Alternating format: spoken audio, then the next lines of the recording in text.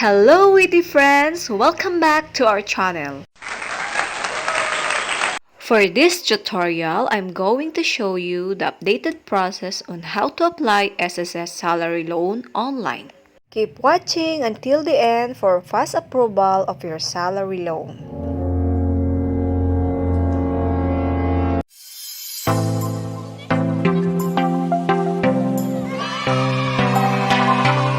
SSS salary loan is a cash loan granted to unemployed currently paying self-employed or voluntary member.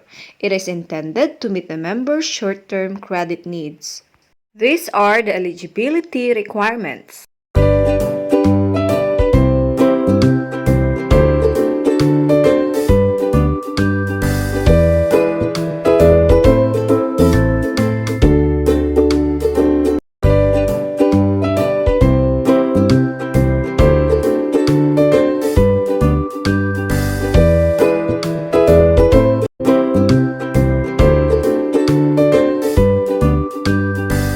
If you are eligible to apply for a loan, then here are the step-by-step guide.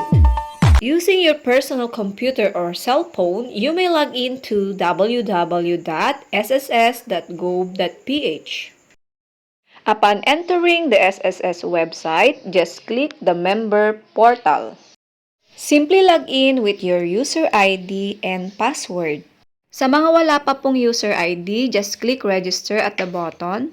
Just proceed if you have already your username and password. Sa member survey, just click maybe next time. If you want, you can view your notifications. If not, just simply close it. So here is our SSS online account. Click the e-services tab and select apply for salary loan. To receive your loan proceeds, choose your preferred electronic loan disbursement channel and click here. Do not forget to read the disbursement account enrollment module reminder. After that, tick the box below that says, I certify that I have read and understood the reminders on account enrollment, then click proceed. Then you will be directed to the disbursement account enrollment module. As you can see, meron siyang note again. The bank account name should be the same as your SSS registered name. Please provide the correct bank account number and not the ATM number. So, please provide your bank account name and your bank account details. Sa mga married na po na nagpa-change name na sa SSS, dapat parehas din yung name doon sa bank account ninyo. Reminder din po, ang bank lamang po ang pwede nating iselect kapag nag-loan tayo sa SSS. Ang e-wallet gaya ng GCash o PayMaya ay ginagamit lang ito sa ibang SSS benefit. So ituloy na po natin, ilagay na po natin ang ating bank account number. Ang bank account number ay nasa 10 to 13 digit lamang po ito na numero. Yung mga nasa harapan po ng ating ATM ay mga card number po iyon. Sa mga hindi po sure kung ano ang account number nila, ay pumunta lamang po kung saan kayo nag-open at i-verify ang inyong account number.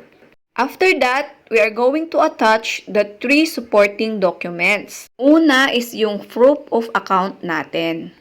Mamili lamang po kayo kung ano yung gusto nyong i-upload dyan as proof of account. Ang importante, meron po yung inyong full name, pangalan po ng bangko at saka yung account number. Kung wala po ang tatlong yon, pwede pong ma-reject ang inyong enrollment.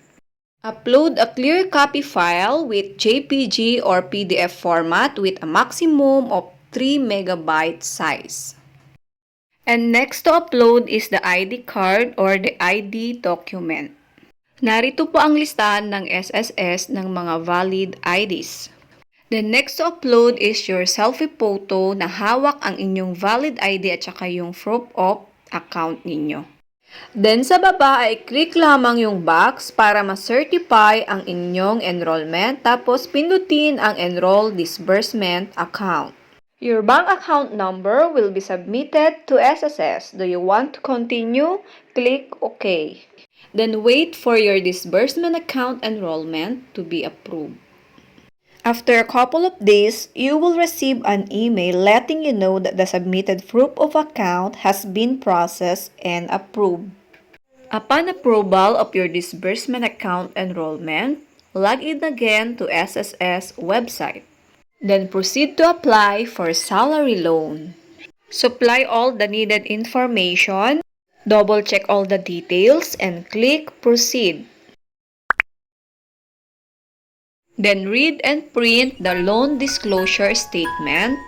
You will receive a notification that you have successfully submitted your salary loan application. Wait for the approval of your employer for 2 to 3 days, then SSS will approve it within 2 days.